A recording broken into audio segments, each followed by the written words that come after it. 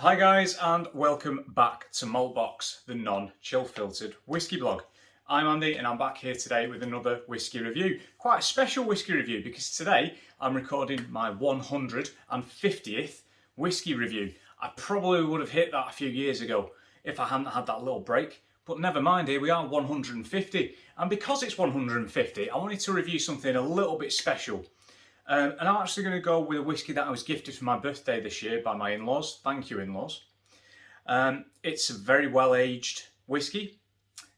It comes from the stable of anCnoc, which is Knocdu Distillery, not to be confused with Knocando, hence the name. So here it is. It's the 24-year-old anCnoc single malt Scotch whiskey. So 24 years old. Really well aged in today's whiskey market. Older releases are incredibly expensive nowadays. This is pretty reasonable in the scheme of things by comparison to some of its competitors. This retails for around 120 quid. You can find it a little bit cheaper, you can find it a little bit more expensive. It is bottled at 46%, it is non-chill filtered, it is natural colour. And there is that colour. In fact, there's the bottle, guys. So there is the anCnoc 24-year-old. It's a bit of a weird age, isn't it, really, when you think about it? Because you get distilleries bottling things at, say, 12, 15, 18, 21. Maybe 25 sometimes. But 24, I quite like it. It's a little bit different. It's a little bit different. As you can see, I've not had too much from this, so I'm really excited to give this another crack now it's been open for a couple of weeks. So in the glass, really nice kind of light copper. Again, guys, it's non-chill filtered, natural colour, so that is natural colour. Some really slow legs forming on the glass there. It's taking ages for that little band that you get around the glass to even produce any tears or legs on it. That's fantastic. So some pretty, I suppose the branding's, it's all right, you know, I mean, it is what it is. anCnoc's range is pretty aesthetically pleasing, but it's your standard tube, no box or anything like that, no bells and whistles, but I'm all right with that. I mean, at the end of the day, I don't even keep all the boxes and all the tubes for the whiskies that I have anyway, because sometimes they just take up too much space and I can fit more bottles on. And it's what's inside that matters. It's not the box. It's not the nice sort of fake velvetized interior. It's just whiskey at the end of the day. And you can say that it's just whiskey. So anyway, here we go. So on the nose, anCnoc 24. Oh, okay. Lovely and sweet. There's some marmalade in there, like orangey. Kind of note, a bit of honey in there. There's a little bit of a nip, a little bit of a zip. Some sort of lemon sherbet maybe, a bit of ginger.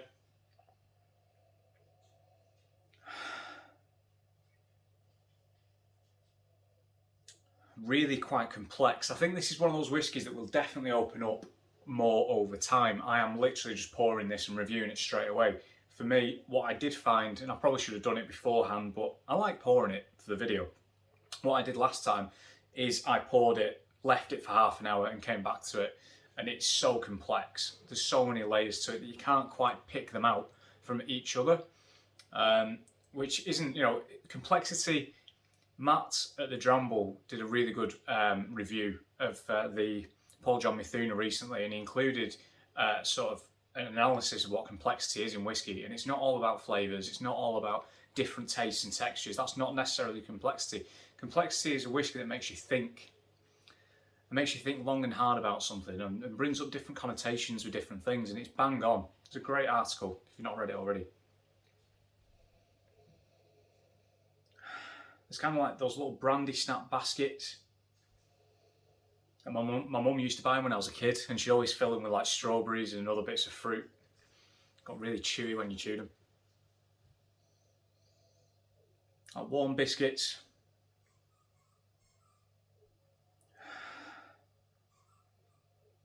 And a really nice sort of multi-layered maltiness to it. Really nice nose. On the palate,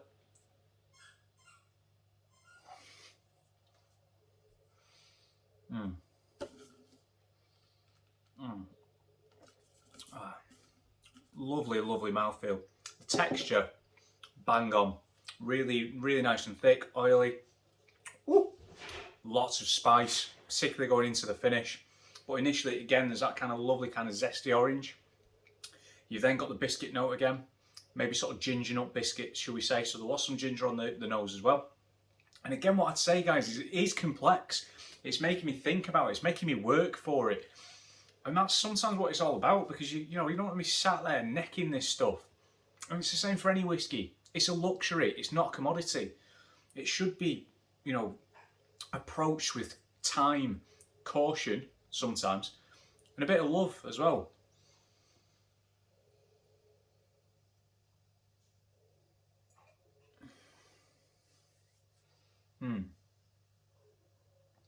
Oh, lovely. Really, really nice. Some whiskies from certain distilleries you find are better when they're younger. And, I'll use an example that I use a lot. Loch Lomond 12, for me, is better than the 18. Hands down. God, that finish is so long and lovely. That chocolate, more of that ginger, a little bit of honey in there as well. Again, a lot of consistent flavours coming through, delicious. A little bit of waxiness, almost Klein Leachy waxiness coming through now as well. Also, firstly, apologies for Sky, the Labrador, squeaking her toy a minute ago if you heard that. She is a little bit excitable, bless her. So, yeah, what I was saying was, for anCnoc, the 24 is a beautiful whiskey. It is lovely. It is really, really lovely. But so's the 12. So's the 18. If you go through the range, for me, this distillate basically just shows itself really well across a very different age gap. The 12-year-old is light, again, honey, bit of floralness to it, florality. Don't know if that's a word. The 18 again gets a little bit richer, a little bit more spice, a little bit sweeter. And then this is a really nice sort of, really well balanced aged whiskey. It really is. It's got a lovely depth to it, but it's not heavy, it's not sickly, it's not cloying.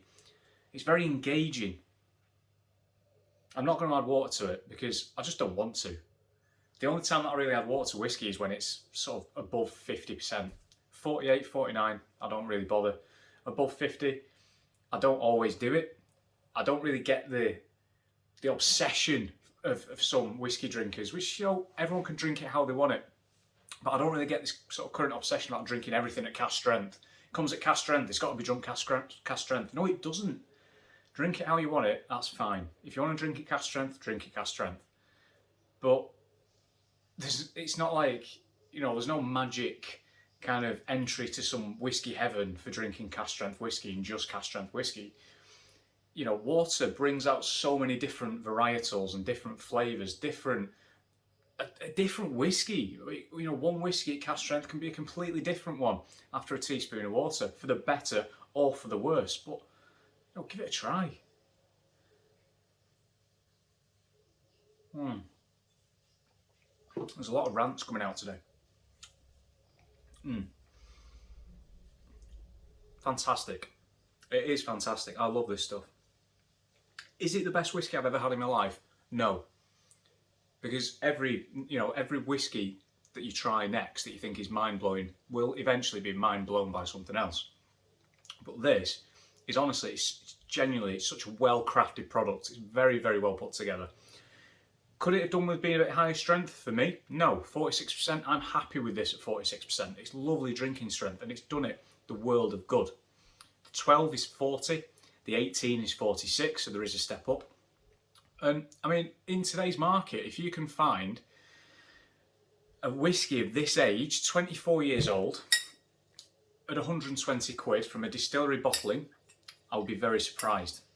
It's such a good value whiskey. Proportionately, I don't see too much value in whiskey when you go above 50 or 60 quid, because the quality doesn't usually go up proportionately. It just doesn't. This, however, I would happily buy another one at 120 quid, and that's a lot of money. And I remember doing some of my earlier reviews and say I only buy whiskey under 75 quid or 50 quid or whatever because I'm on a budget, and I still am. And I'm not going to spend 200 or 250 quid on a bottle. I'm just not. This, I would happily spend 120 quid on. It's lovely, lovely. And on the palate and the finish now, I mean, there's nice kind of like heatheriness coming through.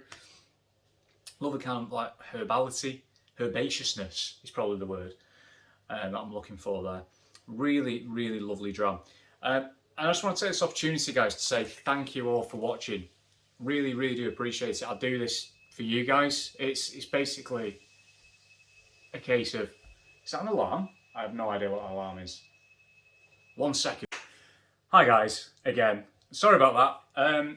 My wife's currently cooking tea and it set the smoke alarm off and it made a lot of noise. I'm sure tea's fine. She's very good chef. And I've been experimenting with food recently too, so I have set that off quite a few times. So anyway, where were we? So yeah, I just wanted to take this opportunity to say thank you to all of you that watch these videos, whether you subscribe or whether you don't. I really don't mind. But I've got to this 150th review and it's mad. I'm really, really happy about it. And obviously I've been doing them on the website as well, the written reviews, which has been a nice outlet. But to all of those of you watching this, thank you, genuinely thank you. Sitting there watching me drink and ramble about whiskey is really, really nice. I like it. I like doing it, and the reason I do it is for you guys. So yeah, it means a lot that you guys watch this, so I really do appreciate it. And for that, I'm going to box it off now. Again, I'm on Twitter at Maltbox, Instagram at MaltboxWhisky, maltboxwhisky.com. And this is to you guys. Slange. Cheers. See you soon.